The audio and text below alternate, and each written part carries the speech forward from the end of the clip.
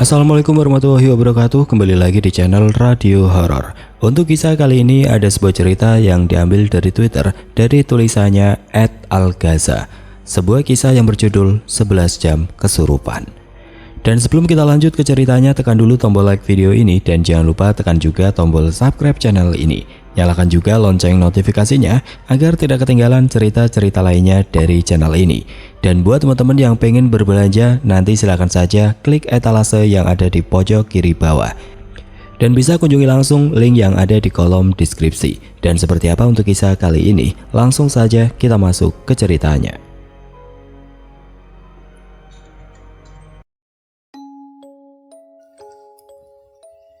Kata orang tua dulu jangan keluar waktu maghrib. Banyak mitos katanya banyak demit dan hal negatif lainnya. Salah satu mitos ini pernah nyata saya alami. Cerita ini akan saya tulis dan bagikan sesuai kejadian yang pernah saya alami beberapa tahun lalu. Sebelum saya melanjutkan ceritanya, saya mau ucapin mohon maaf kalau cerita ini berantakan karena saya tidak pandai dalam menulis. Cerita saya tulis sesuai kejadian nyata yang pernah saya alami dengan bahasa penyampaian yang mungkin seadanya. Nama tokoh dalam cerita dan tempat mungkin akan saya samarkan dengan alasan privasi. Saya membagikan cerita ini tidak ada maksud apa-apa dan hanya ingin sekedar membagikan pengalaman saja. Kejadian ini kalau tidak salah sekitar 31 Mei 2019. Tepat di hari ini 25 Mei 2023, saya coba menulis kejadian yang pernah saya alami 4 tahun lalu. Anggap saja tulisan ini salah satu kenangan saya pernah mengalami kejadian yang di luar nalar. Cerita ini akan saya ceritakan bertahap, insya Allah sampai selesai. Saya mulai dari saya yang ingin bertemu dengan sahabat saya yang umurnya jauh di atas saya. Al-Fatihah. Karena beliau pun sudah berpulang ke rahmatullah sekitar 1 atau 2 tahun lalu. Waktu itu sekitar jam 16.20. Bunyi pesan dari HP Android jadul saya dan sebelumnya juga ada bunyi miss call. Lalu saya ambil dari saku celana sebelah kiri saya. Saya lihat pesan dari teman saya. Kita sebut saja Bang J. Drong, isi pesan dari Bang J. Drong itu panggilan saya karena dulu rambut saya gondrong. Iya bang, kenapa bang? Jawab saya di pesan. Kesini sebentar. Oh iya bang, sebentar. Emang kemana bang? Klaster, jawabnya. Ngapain bang? Udah buruan, mau nggak? Kemarin nanyain. Ya udah bentaran bang, gua lagi di ruko depan. Setelah beberapa menit sudah tidak ada lagi balasan pesan dari Bang J. Fai. Saya di ruko depan itu habis ketemu kawan saya yang dimana dia seorang teknisi servis barang elektronik. Letaknya hanya beberapa meter dari tempat saya tinggal. Dan klaster yang dimaksud Bang J juga jaraknya tidak jauh dari rumah saya, hanya beberapa meter turun ke bawah. Jam di HP saya menunjukkan pukul 17.18. Saya pamit ke teman saya yang di ruko karena sudah tidak enak ditunggu oleh Bang J. Di ruko pun saya memang tidak sengaja mampir ke situ, cuma untuk sekedar ngobrol, numpang ngopi dan rokokan. Sebut saja Ian, si pemilik ruko elektronik itu. Ian, gue ke bawah dulu ya, nemuin temen gue.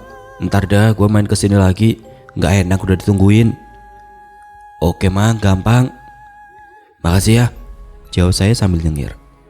Kebetulan si Ian ini tidak sama sekali tahu siapa yang ingin saya temui di bawah. Karena saya pun tidak bilang kepada Ian kalau mau nemuin Bang J. Pikir Ian saya ke bawah paling seperti biasa, cuma mau pindah tempat nongkrong. Dia tidak tahu kalau saya mau ke klaster. Karena waktu itu si Ian pun tidak sama sekali kenal siapa Bang J. Akhirnya saya pun bergegas menemui Bang J. Dari ruko saya berjalan turun ke bawah, yang dimana ketika berjalan menuju klaster, saya berpapasan oleh teman-teman saya yang lain yang lagi nongkrong. Saya pun hanya say hello dan saya berjalan sambil bilang, bentar ya bentar, sambil jalan dan nyengir-nyengir. Tidak lama saya sampai di sebuah bangunan minimalis, bangunan mini dengan tampilan yang elit.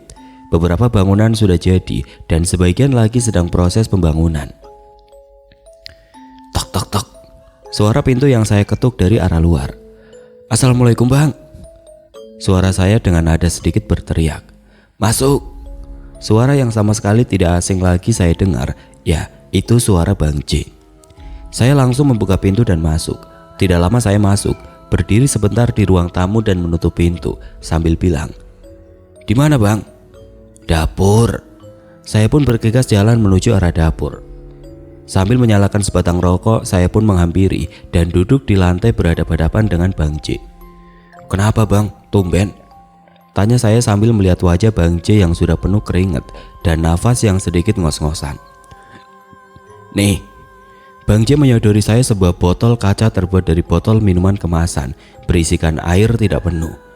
2 sedotan teh kemasan yang terpasang di tutup botol yang sudah dilubangi sebanyak 2 lubang. Sedotan yang satu terpasang cangklong kaca. Kalian yang membaca tulisan ini mungkin sudah mulai tergambar bukan? Alat apa yang disodori Bang J kepada saya?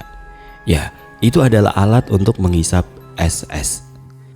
Di dalam cerita tentang sabu-sabu ini akan saya singkat menjadi SS. Jujur saya sebenarnya ingin menceritakan cerita ini sejak lama. Karena alasan yang sudah jelas, terdapat unsur barang terlarang. Terkadang untuk mulai menulis saya selalu berpikir 1000 kali. Takut setelah menulis terjadi apa-apa. Tapi hari ini, bismillah, coba saya lanjut ceritanya. Saya pun mengambil alat yang disodori Bang J. Hisap demi hisap, dengan korek api yang sudah dimodifikasi, apinya menjadi kecil. Saya dekatkan ujung api yang lancip ke ujung cangklong. Selesai 2 hisapan, saya bergantian dengan Bang J. Ketika di dalam CK habis, Bang J menuangkan kembali, menghisap dan bergantian. Begitu seterusnya sampai SS di dalam plastik itu habis, tidak tersisa. Setelah itu kita berdua mulai membenahi mainan tadi dan pindah ke ruang tamu.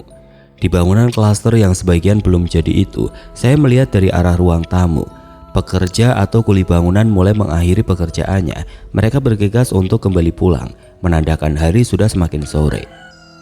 Klaster yang saya injak pun sebenarnya belum 100% rampung.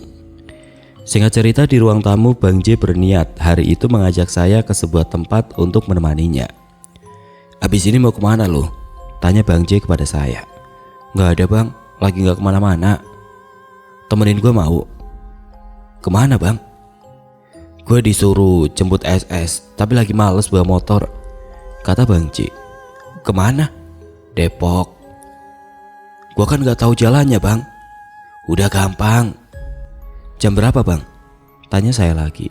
"Sekarang." "Ah gila, gue belum mandi." "Udah nggak usah, udah buru, sekarang lo balik ganti baju. Nanti gue jemput di gang rumah lo samping warung. Nanti gue telepon kalau gue udah di gang," tutur Bang J tegas kala itu. "Ya udah, oke deh bang." Saya pun bergegas pulang, berjalan dengan agak cepat. Di tengah perjalanan samar-samar masjid mulai bersolawat, menandakan adzan maghrib mau berkumandang. Sampai rumah, kebetulan di rumah ramai keluarga saya, tapi saya tidak pedulikan hal itu. Saya pun langsung mengganti pakaian. Ketika saya ingin mengenakan jaket, tidak lama HP saya berdering. Ya benar, itu telepon dari Bang J. Waktu saya ingin mengangkat teleponnya, tapi Bang J sudah mematikan telepon lebih dulu. Tidak lama ada pesan masuk dari Bang J. Dia memberitahu kalau dia sudah di gang. Saya pun mulai mempercepat pergerakan saya. Ketika siap, saya langsung menuju keluar rumah. Melewati keluarga saya begitu saja dan hanya berjalan sambil bilang, "Mau keluar dulu." Setelah beberapa meter dari pintu rumah, suara adzan maghrib mulai jelas terdengar. Saya terus berjalan menuju gang, sampai pada akhirnya saya menemui Bang J yang sudah menunggu. "Buset ya, lama banget kayak perempuan," gerutu Bang J. "Ya maaf dah bang." "Ayo naik." "Bang, masih maghrib, nggak mau habis adzan aja jalannya." "Ah, sholat kagak lu nunggu adzan. Udah ayo buruan nih, bawa motor." Tanpa menjawab apa-apa, saya langsung mengambil alih kendali motor dan mulai berjalan. Dengan postur tubuh Bang J yang agak gemuk, saya agak sedikit keberatan waktu membonceng Bang J. Sedikit tentang Bang J. Bang J adalah seorang ketua ormas, sudah beristri dan mempunyai anak. Saya tidak termasuk ke dalamnya.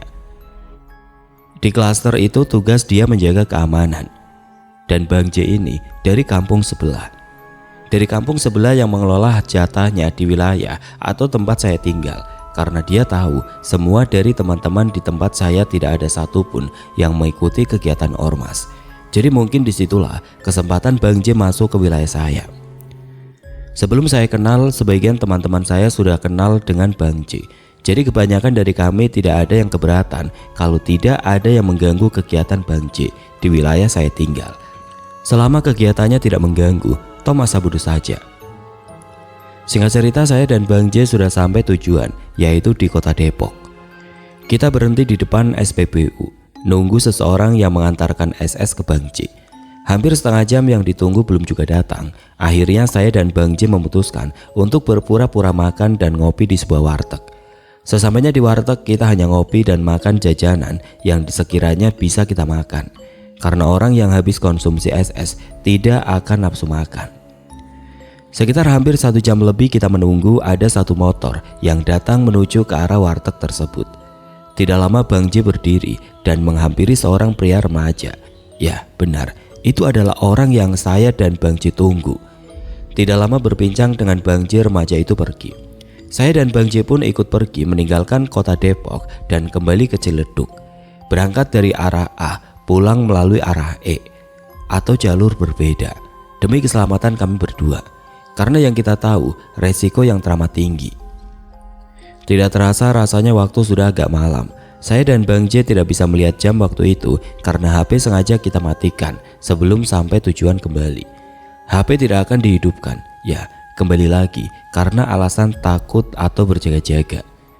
Di malam itu terasa sangat dingin walau sudah mengenakan jaket sekalipun. Entah, mungkin karena perjalanan yang jaraknya lumayan jauh. Singkatnya kami berdua hampir sampai menuju klaster. Tapi ketika kami hampir sampai klaster, kejadian tidak mengenakan terjadi. Hampir membuat kami berdua kaget dan parno. Sekitar 2 meter dari gerbang klaster, tiba-tiba ban belakang motor Matic milik Bang J meledak. Kami berdua beruntung karena tidak ada sama sekali warga yang mendengar ledakan ban tersebut. Karena kami berdua sampai di depan klaster, di sekitaran sama sekali sepi, tidak ada orang satupun lewat. Selama klaster belum rampung, sekitaran masih banyak kebun-kebun dan empang milik warga. Suasana yang cuma terdengar suara jangkrik di benak saya waktu itu. Jam sudah menunjukkan larut malam atau sekitar 1 atau jam 2. Akan tetapi ketika saya dan Bang J mendorong motor ke dalam klaster sekaligus kita juga masuk, saya yang waktu itu mulai menghidupkan HP, terkejut dengan apa yang saya lihat. Di benak saya yang tadinya saya pikir jam pada waktu itu sudah menunjukkan jam 1 atau jam 2 pagi, ternyata di HP saya baru menunjukkan pukul 10. Kaget karena suasana di luar seperti pukul 1 atau 2 pagi. Ditambah tidak ada warga satupun dan hanya suara jangkrik. Gila, baru jam 10, seru saya saat itu. Gua kira udah jam 1 apa dan 2 pagi. Iya, gua kira juga udah pagi. Tadi gua nyalain HP juga sempat kaget. Mana ban motor meledak. Kok bisa meledak pas udah nyampe gitu ya? Sambung Bang J. Gue baru mau nginep niatnya di klaster, tapi pas lihat jam gak jadi, nanti gue minta jemput bocah aja, suruh bawa motor gue. Sambung Bang J lagi. Untung gue deket bang, tinggal jalan kaki nyampe. Ledek saya ke Bang J. Dari obrolan itu tidak lama Bang J mulai mengeluarkan timbangan digital dan alat hisap SS. Bang J mulai menimbang SS yang baru kita ambil. Hasil dari timbangan beratnya sekitar 10,52 gram. Selesai menimbang, kita mulai untuk tester SS tersebut. Setelah semua ritual SS selesai, saya diberi penawaran oleh Bang J. Mau duit atau bahan dorong? Tanya Bang J. Emang kalau duit berapa? Bahan berapa bang? Duit 200 sama pakai sprem. Sprem sama dengan harga bahan 400.000, sahut Bang J. Gua minta bahan boleh bang, tapi minta 1 gram. Biar sekalian gue kerjain. Yakin lo? Kelar kapan? 5 hari bang, jawab saya lagi. Lu kalau bukan karena bocah sini, gue gak bakal kasih. Nih 1, hati-hati lo, sahut Bang J. Makasih bang. Singkat cerita, jam sudah menunjukkan pukul 11.40. Pertemuan saya dengan Bang J selesai di malam itu. Saya pamit pulang dan pergi meninggalkan klaster. Mulai berjalan pulang, di tengah perjalanan dalam hati bertanya, balik ke rumah apa ke ruko Ian ya? Sambil berjalan dan menggenggam SS dari Bang J tadi, akhirnya saya memutuskan pulang ke rumah sebentar, hanya sekedar mengambil alat hisap SS. Kebetulan orang rumah sudah tidur semua. Ketika sudah mengambil alat, saya kembali keluar berjalan mengarah ke ruko Ian. Sesampainya di depan ruko Ian yang mungkin ada di dalam, kurang mendengar teriakan saya dari luar. Akhirnya saya mengetuk-ngetuk teralis besi ruko sambil memanggil Ian. Tak tak tak. Ian, oi Ian, tidur lo. Oi Mang, terdengar suara Ian dari dalam. Tidak lama Ian menghampiri saya dan membukakan teralis besi rukonya. Dari mana lu Mang? Malam-malam tumben. Masuk Mang, tanya Ian sambil menyuruh saya masuk. Gak dari mana-mana, udah tutup lagi Ian, sahut saya sambil jalan masuk ke dalam ruko. Di tempat saya si Ian ini memanggil teman-teman saya termasuk saya sendiri dengan panggilan Mang, Mamang, karena kebetulan si Ian ini orang Sukabumi, Jampang Surade. Sini Ian. Weh, mau dong, sahut Ian gembira. Itu ada adik lu, lagi tidur, gak apa-apa Ian. Gak apa-apa Mang. Akhirnya saya mengajak Ian di malam itu sekaligus menumpang tempat untuk membungkus SS yang mau saya jual keesokan harinya. Di tempat saya tinggal, saya memang dikenal sebagai bandar dan pemakai. Selain SS ada lagi yang lain, tapi saya tidak sebutkan di sini karena itu di luar cerita ini. Saya pakai SS itu berdua Ian sambil mengobrol. Posisi saya duduk persis di depan pintu dapur ruko, yang dimana ada satu pusat perhatian saya selama di situ mengarah ke kamar mandi ruko yang lampunya mati dan sengaja tidak dinyalakan beberapa bulan lamanya oleh Ian. Entah apa yang membuat saya selalu melirik kamar mandi tersebut. Saya sempat berpikir, apa perasaan saya saja kalau ada yang memperhatikan saya dari arah kamar mandi ruko. Sambil menghisap SS dan membungkus, setiap waktu pasti lirikan saya mengarah ke kamar mandi. Itu kamar mandi gak ada lampunya Yan? Tanya saya sambil melihat ke kamar mandi. Males Mang, nyalain nanti gak lama rusak lagi. Mending gue diemin aja. Tapi airnya nyala. Air sama lampu juga mati. Gue pakai air galon kalau mau mandi. Buset, kalah akuarium pakai air galon. Gak beli Mang, minta sama warung sebelah. Kan di depannya ada keran air. Selama obrolan itu pandangan saya masih terus mengarah ke kamar mandi, seperti benar-benar ada sesuatu yang saya rasakan. Untuk mengalihkan pusat perhatian, saya mencoba menonton TV yang sudah Ian setel sebelumnya. Tapi pandangan saya masih ke kamar mandi. Akhirnya saya mencoba sedikit menggeser posisi saya, yang tadinya menghadap langsung sekarang menjadi agak sedikit menyamping, dan mencoba sedikit menutupi pandangan saya dengan menggeser pintu agar sedikit tertutup. Saya alihkan sembari saya bermain judi online. Akan tetapi sesekali pandangan saya masih terus ke kamar mandi itu. Kamar mandi serem bener ya rasanya. Serem gimana Mang? Tanya Ian. Gak apa-apa, serem aja gak ada lampunya. Ian hanya nyengir mendengar ucapan saya tadi. Gerah banget gak sih Ian? Iya Mang, gue kira gue doang. Tapi panasnya gini banget rasanya ya. Hawa panas yang menurut saya aneh dan tidak bisa saya rasakan di malam itu. Akhirnya Ian memberikan tawaran pada saya. Mau dibuka aja Mang, pintu belakangnya, kata Ian. Emang bisa Ian? Tapi udah malam, beresin dulu kali kalau misalkan pintu mau dibuka. Jam sudah menunjukkan pukul 01.30 pagi. Saya memutuskan untuk membereskan bungkusan SS dan hanya menyisakan sisa tuangan SS yang masih ada di alat. Akhirnya Ian mulai mencari sesuatu untuk membuka pintu belakang ruko. Jadi pintu rukonya ini terbelah dua, bisa dibuka atas saja atau bawahnya dan bisa juga dibuka kedua-duanya. Di bawah pintu ada satu tangga. Satu tangga itu untuk akses masuk jika ingin masuk melalui pintu belakang. Tingginya sekitar setengah meter. Pintu ini dulu memang sering dibuka, tapi entah karena alasan apa pintu itu dipantek dari dalam oleh Ian sendiri. Ian lalu mulai membuka pantekan pintu dengan menggunakan tang. Dipukul dan mencoba diputar-putar agar sedikit keras karena lumayan dalam Ian memantek pintunya. Belum lagi beberapa paku terlibat oleh kawat. Setelah beberapa menit akhirnya pantekan pintu berhasil dibuka. Saya dan Ian mulai menggeser meja kompor yang menghalangi akses untuk membuka pintu. Mau dibuka semua Mang? Gak usah, atasnya aja biar ada angin.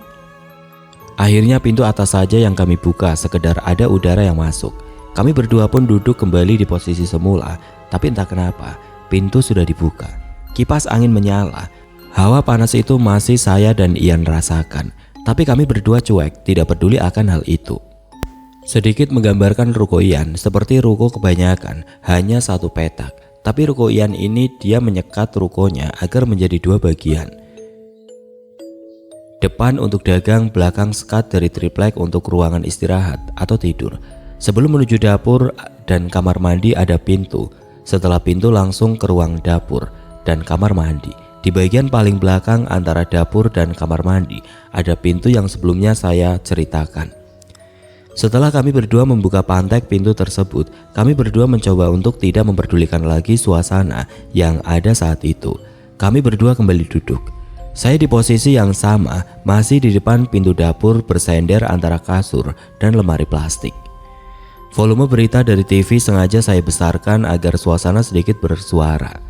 Kami berdua masih mengobrol sambil bermain HP. Pandangan saya masih mengarah ke arah kamar mandi, sesekali menengok ke arah luar, di mana arah pintu belakang yang sudah terbuka.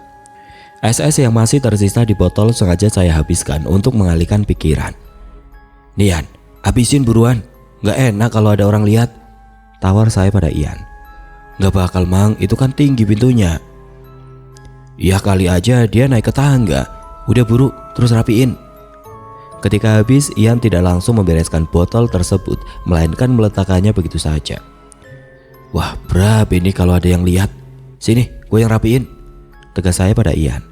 "Taruh saja situ Mang, belakang lemari." "Ah berisik loh." Jam di HP saya sudah menunjukkan pukul 02.45. Berniat setelah azan subuh saya pulang ke rumah. Di waktu yang sama saya masih melihat adiknya Ian. Ini masih tertidur lelap. Sama sekali tidak tahu aktivitas apa saja yang kami berdua lakukan.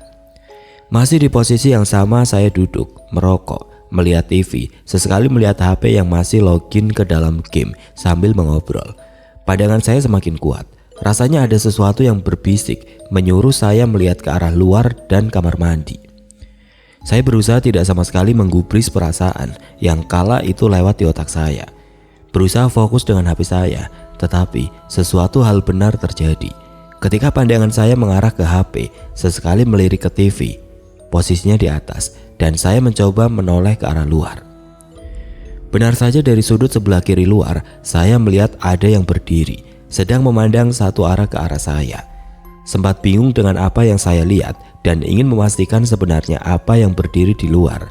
Dengan rasa penasaran cukup besar, saya mencoba memandang 10 detik lamanya, karena saya takut kalau itu orang asing yang tidak saya kenal, atau orang yang membuntuti atau memata-matai saya. Akan tetapi saya sudah memandang sekian detik.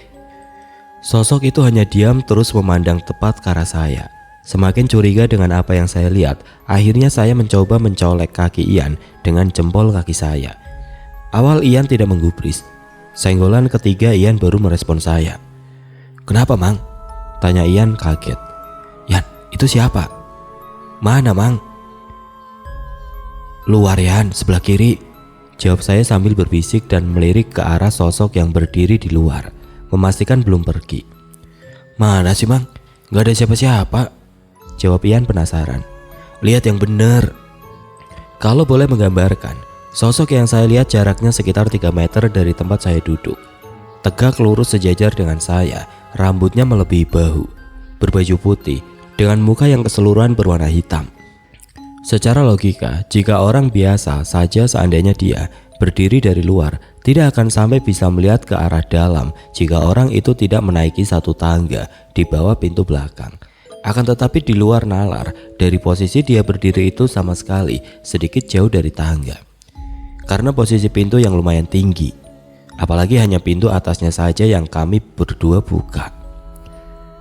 Ian masih tidak melihat apa yang saya tunjukkan. Di pikiran saya, apakah Ian hanya berpura-pura tidak melihat, atau sebenarnya dia memang tidak melihat?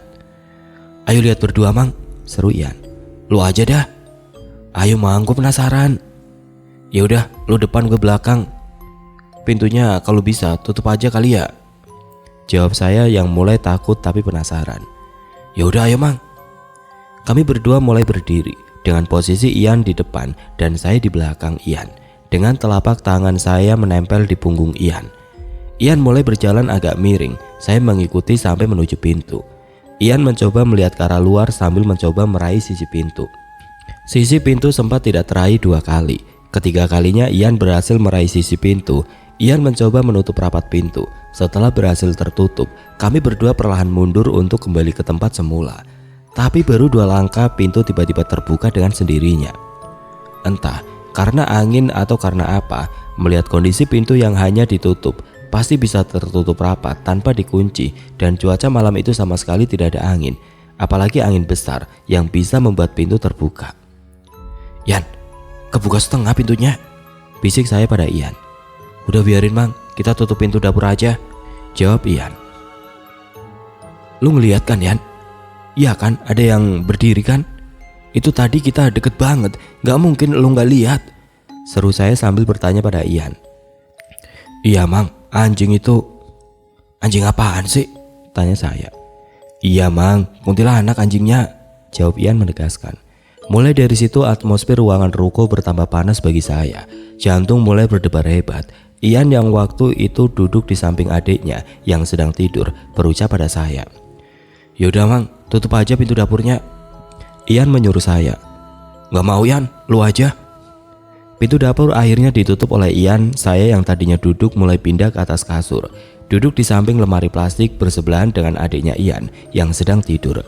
Setelah pintu ditutup, tidak ada tanda-tanda pergerakan dari arah dapur maupun luar. Akan tetapi berselang beberapa menit saya dan Ian mendengar suara ketukan pintu dari dalam dapur. Ya, suara pintu dapur yang diketuk 2 kali. Tok, tok. Saya dan Ian mulai saling bertatap pandang, menelan ludah sambil mengangguk, tanda memberi kode ada apa. Volume TV saya tambahkan lagi lebih besar dari sebelumnya yang sempat saya besarkan. Melihat Ian mulai diam saja, saya pun ikut diam agar suasana tidak terlalu arogan. Coba buka pintunya Mang, gua penasaran, bisik Ian. Jangan Ian, nanti saja. Ian mulai kembali diam. Yang kami lakukan di dalam ruko saat itu hanya memandangi pintu dapur. Takut tiba-tiba pintu terbuka atau engsel pintu yang kemungkinan dimainkan. Tidak lama dari itu ada ketukan pintu lagi dari dalam dapur. Tok tok, suaranya agak keras. Kami berdua masih memandangi pintu. Suara ketukan ketiga mulai muncul lagi. Sekarang suaranya lebih keras dari yang pertama dan kedua. Dan sekarang ketukan itu berbunyi 3 kali. Tok tok tok. Brengsek, ucap saya refleks saat itu. Ian masih diam. Saya mulai menyalakan sebatang rokok, mengambil nafas untuk lebih tenang. Justru suara gaduh kembali terdengar dari dalam dapur. Kali ini suara seperti sendok yang dijatuhkan. Kami berdua hanya diam sambil melirik pintu. Setelah suara sendok terdengar lagi suara seperti spatula yang diadu ke penggorengan. Suaranya seperti orang yang sedang menggoreng sesuatu. Suara berikutnya ada suara sendok lagi yang jatuh. Ian mulai emosi, ingin membuka pintu, tapi saya tahan waktu itu. Berselang dari suara gaduh itu, ada bunyi lemparan spatula disusul suara entah panci atau apa yang dibanting. Semakin mencekam malam itu. Jantung semakin kuat berdebar, ingin melakukan sesuatu tapi tidak tahu apa yang ingin kami berdua lakukan. Emosi kami berdua mulai terpancing, pikiran mulai tidak stabil, tidak ada sama sekali dalam benak untuk kami berdua kabur atau pergi lewat pintu depan. Kami hanya terus di dalam sambil memikirkan apa yang mau kami berdua lakukan. Udah Mang, awas, gue coba buka pintunya, seru Ian tegas. Wah gila lu Ian. Ian mulai berjalan ke arah pintu dapur dan membukanya. Setelah dibuka, kami berdua terkejut melihat dapur sudah berantakan.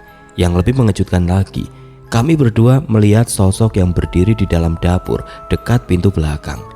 Tingginya sekitar 2 meteran, berbaju putih, rambut panjang dengan wajah pucat yang sebagian tertutup rambutnya. Ketika kami berdua memperhatikan sosok itu, saya kaget dan refleks karena mendengar suara tertawa khas kuntilanak. Suara itu terdengar beberapa kali. Kami mencoba menutup kembali pintu dapur, tapi apa yang terjadi benar seperti yang ada di film-film. Pintu terbuka setengah dengan sendirinya dan sosok itu kembali tertawa. Suara cekikikan itu amat sangat mengganggu di otak saya. kembali memandangi sosok itu dan berkata, "Weh, bangsat, gue gak takut sama lu ya. Lawan gue, manusia aja gue lawan, apalagi lu yang cuma setan." Sosok itu hanya tertawa mendengar saya berteriak-teriak seperti itu. Tidak lama dari itu Ian menampar pipi saya sekali. "Mang, jangan ngomong gitu goblok," teriak Ian. "Kok lu nampar gua?" Suasana mulai tidak terkontrol, mulai gaduh dan bingung harus apa lagi. Kami hampir berkelahi akan hal itu, tapi di sisi lain kami berdua ada masalah yang entah seperti apa mengatasinya. Badan saya mulai lemas. Saya meminta Ian untuk menduduki tubuh saya. Alasannya supaya setan itu tidak masuk ke dalam tubuh saya. Saya mencoba untuk rebahan di kasur samping adiknya Ian. Dengan posisi terengkurap, punggung saya mulai diduduki Ian. Ian yang saat itu menduduki tubuh saya dengan mengarah ke hadapan dapur. "Masih ada dia, Ian?"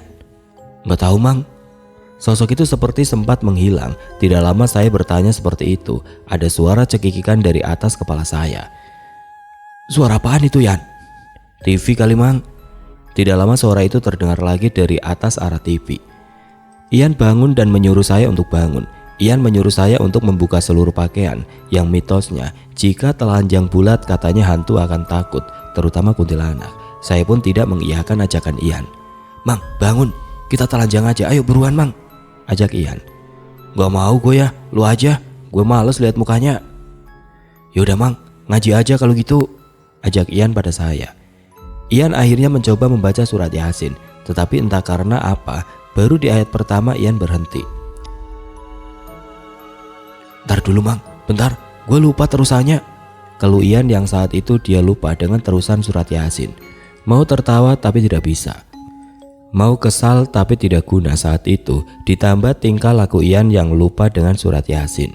Karena memang lupa atau tidak tahu, akhirnya Ian membuka YouTube dan memutar surat Yasin dari YouTube. Setelah itu entah dari mana datangnya, sosok itu tiba-tiba muncul di tempat yang sama di dalam dapur. Ian terkejut dan mulai terdengar lagi suara cekikikan. "Ya Allah, Allahu Akbar." Akhirnya saya berinisiatif mengeluarkan HP dari saku celana saya dan menyuruh Ian untuk mengambil foto. Percobaan pertama gagal karena menggunakan flash. "Mang, lu jangan kemana-mana, tetap dudukin gua pokoknya. Lu jangan sampai berdiri, tetap dudukin punggung gua sambil lu coba ambil foto ke arah dapur Mang," suruh saya pada Ian. "Emang bisa Mang?" "Udah coba aja buruan, gua udah gak betah." Ian yang kala itu mengiyakan suruhan saya. Akhirnya Ian mencoba memfoto dan memvideokan momen tersebut sambil menduduki tubuh saya. Dan inilah yang kami dapat. Awalnya ada beberapa foto dan video, tapi hanya satu video yang berhasil merekam momen tersebut. Perhatikan baik-baik, ada beberapa sosok. Keaslian sosok dalam video ini boleh diperiksa dan dites keasliannya. Saya menjamin video ini asli 1200%. Video diambil menggunakan HP Samsung J2 Prime sekitar 4 tahun lalu. Sebelum kita lanjut, saya ingin menjelaskan isi video tersebut. Mungkin untuk sebagian yang indigo, monggo boleh dilihat lagi videonya. Sebelumnya terima kasih yang udah mau bantu up tulisan ini. Sehat selalu untuk kalian dan kita semua. Di dalam video tersebut, jika kalian melihat celana hitam sedang tiduran di kasur, itu adalah saya yang setelah berteriak-teriak menantang kuntilanak tersebut. Saya tiduran di kasur samping lemari plastik dan meminta Ian untuk menduduki badan saya. Dan yang sedang memvideokan adalah Ian. Ketika saya meminta Ian mengambil foto bagian ruang dapur, dan kalau kalian lihat ada laki-laki bersender di tembok itu, adalah adiknya Ian. Biasa dipanggil Ujang waktu itu, saya lupa dia terbangun karena apa. Dan kalau kita mendengar suara saluran televisi, itu adalah televisi yang dimana volumenya saya besarkan. Kurang lebih ruangan di tempat kejadian seperti itu. Kalau kalian bisa lihat video, ada beberapa makhluk yang sempat terekam. Kalian tahu bagaimana spek dari HP Samsung J2 Prime? Ya, HP itu yang berhasil merekam sosok tersebut tanpa menyalakan lampu flash. Kondisi dapur dan kamar mandi tidak berlampu seperti yang ada di video. Awalnya hanya satu sosok yang berwarna putih, tapi entah karena gaduh atau apa, ada sosok lain yang tiba-tiba keluar. Di depan sosok baju putih, kalian bisa lihat yang wajahnya seperti binatang. Di tanda anak panah pertama, saya tidak tahu sosok apa yang sempat mengintip itu. Seperti nenek berambut putih dengan wajah pucatnya. Sosok yang berbaju putih dari luar wajahnya hanya hitam, tapi ketika ada di dalam dapur, entah bagaimana bisa berubah memiliki wajah. Ketika saya sempat menantang sosok tersebut dan ingin maju ke arahnya, sosok itu saya. Saya sempat dihadang Ian. Dalam cerita sudah saya tulis kalau saya sempat ditampar oleh Ian. Dari situ batin saya bilang, "Yaudah, oke, gue tiduran aja." Seperti yang ada di video. Oke, lanjut. Singkat cerita, dari beberapa kejadian di atas, jam sudah menunjukkan pukul 03.45 pagi, di mana adzan subuh sedikit lagi ingin berkumandang. Akan tetapi sosok tersebut masih di posisinya, entah bagaimana cara mengusirnya. Rasa putus asa, merasa tak kabur sudah pasti. Jika di pikiran saya harus pulang ke rumah waktu itu, rasanya sangat tidak mungkin. Karena akses belakang pintu ruko sama depan, akses menuju rumah saya. Posisi di depan pintu belakang ruko adalah rumah kakak kandung saya. Beda 3 rumah sudah sampai menuju rumah saya. Untuk sampai ke rumah saya otomatis saya harus melewati pintu belakang ruko Ian. Yang saya pikirkan, kalau saya kembali ke rumah, sosok itu bisa saja mencegat saya. "Kalau gue balik aja gimana, Yan?" tanya saya lemes.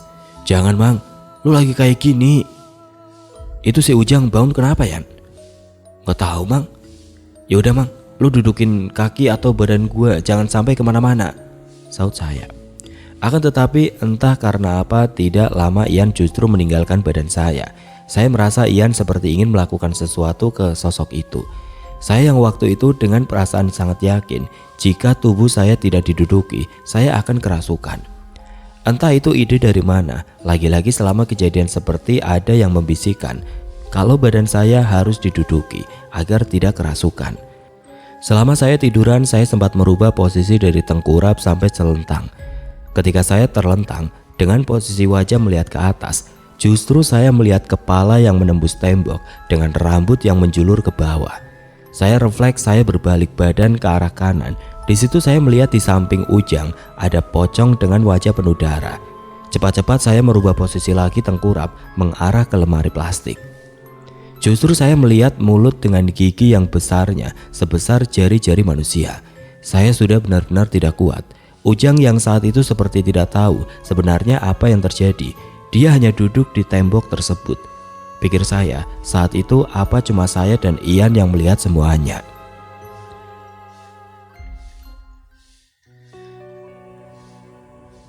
Oke teman-teman, sampai di sini dulu ceritanya. Nantikan kelanjutan kisah ini di video berikutnya. Agar tidak ketinggalan, klik tombol subscribe channel ini dan nyalakan lonceng notifikasinya.